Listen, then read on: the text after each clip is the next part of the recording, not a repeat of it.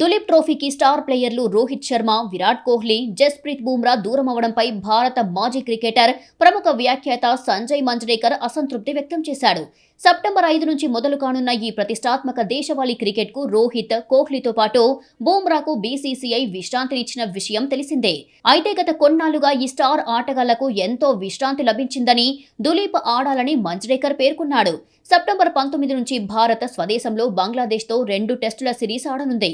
ఆ తర్వాత న్యూజిలాండ్తో 3 టెస్టుల సిరీస్తో తలపడనుంది. అనంతరం పరిమిత ఓవర్ల సిరీస్ల తర్వాత ఈ ఏడాది నవంబర్లో టీమిండియా ఆస్ట్రేలియా పర్యటనకు వెళ్లనుంది. అక్కడ 5 టెస్టుల సుదీర్ఘ సిరీస్ ఆడనుంది.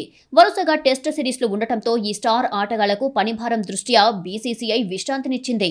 అయితే బీసీసీఐ నిర్ణయంపై సంజయ్ మంజ్రేకర్ అసంతృప్తి వ్యక్తం చేశాడు.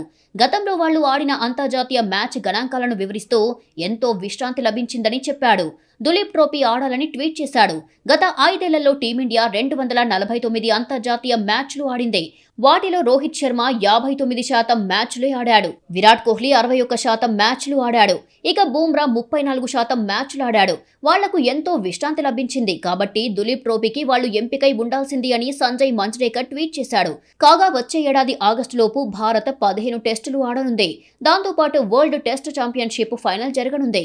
ఈ క్రమంలో ఆటగాళ్ల పట్ల జాగ్రత్త తీసుకుంటే తప్పేంటని మంజ్రేకర్ ట్వీట్ను నెటిజన్లు తప్పుబడుతున్నారు.